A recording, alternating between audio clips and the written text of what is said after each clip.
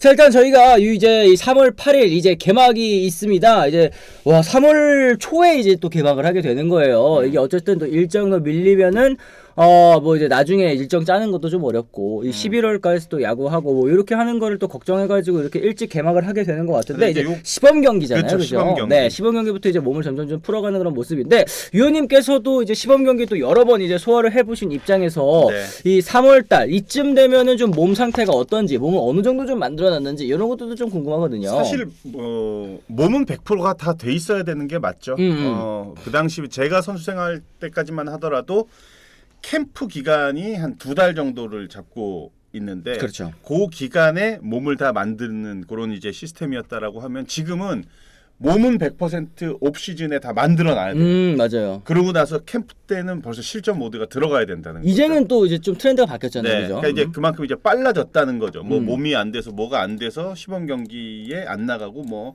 관리하고 이런 거는 절대 아닙니다. 이제는 시범 경기 전에 이미 2차 캠프로 넘어가는 시점이 되면은 이제 경기를 하니까, 그렇죠. 그때는 뭐 거의 100% 이제 몸을 가지고 경기에 이제 100% 임할 수 있는 그런 상태까지 끌어올려야 되는데. 그 옛날에는 근데 그런 얘기가 있었잖아요. 이제 주전 선수들, 그러니까 이 자리가 좀 확보되어 있는 선수들 같은 경우에는 너무 시범 경기에 컨디션을 끌어올리면 오히려 이제 개막할 때 이게 사이클이 또 떨어진다고. 그래서 이제 천천히 이게 이 컨디션을 올리는 선수들도 많지 않았나요? 그게 진짜 이게 정답이 없는 것 같아요. 이게 모든 선수들이 정말 10년 이상 많은 경기를 소화했던 그 베테랑 선수들도 물어보면 몸은 100% 돼 있고 이 개막전에 맞춘다 하면은 사실 개막전에 모든 그 베테랑 선수들이나 모든 선수들은 다 잘해야 돼. 개막전 그 당일부터. 그렇지가 않잖아. 그거는 절대 그렇지가 않아요. 그래서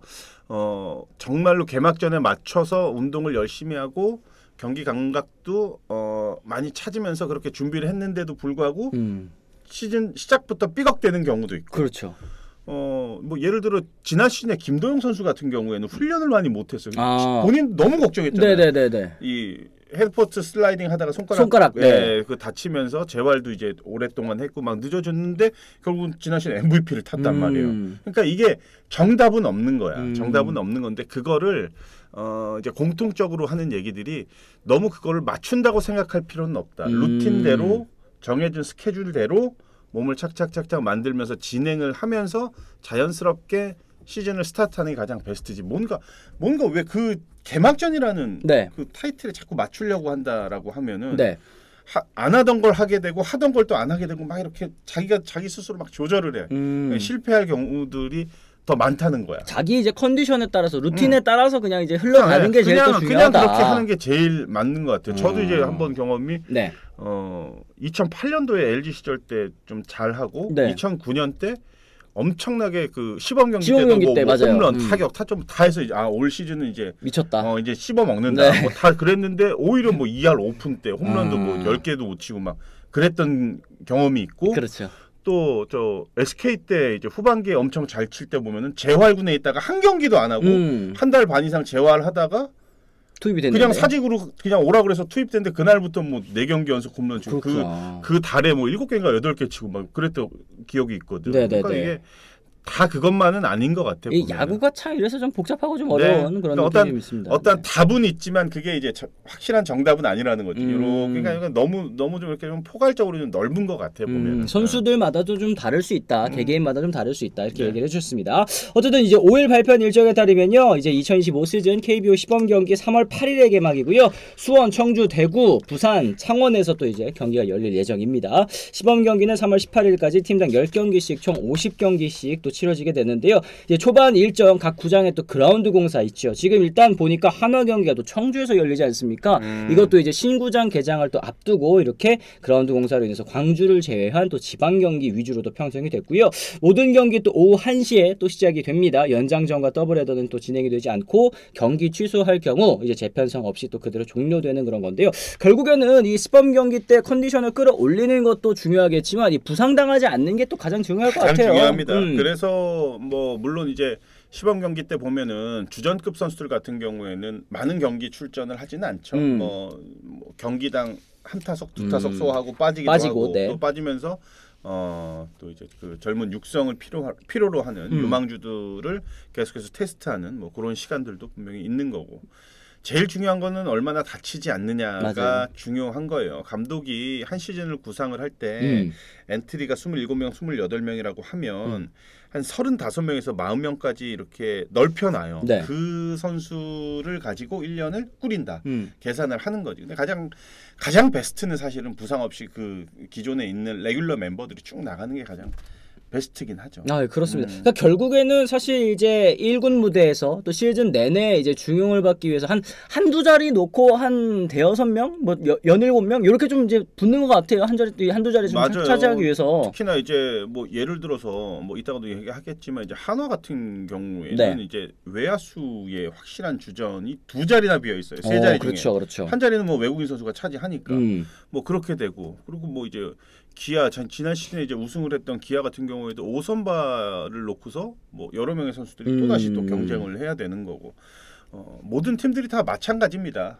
꼭 보면은 꼭 한 명, 두 명, 네. 한 자리 놓고서 이제 고민을 하는 거예요. 그렇죠. 어떤 선수한테 가장 먼저 기회를 기회가 돌아가느냐, 이제 그 기회를 어떤 선수가 이제 차지하느냐 여기에 이제 운명이 달려 있는 거죠. 그렇습니다. 어쨌든 이번 시범 경기부터는요 새 규정이 또 적용이 될 예정입니다. ABS 존 같은 경우에도 소폭 이제 변경이 됐고요.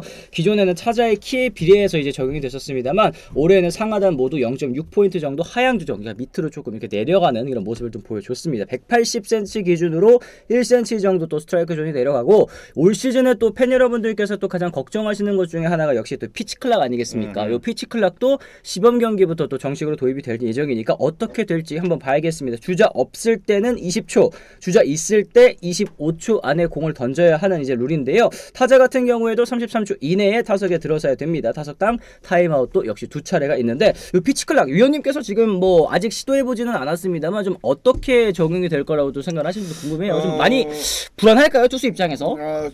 시간적으로 좀 쫓긴다? 네. 근데 이제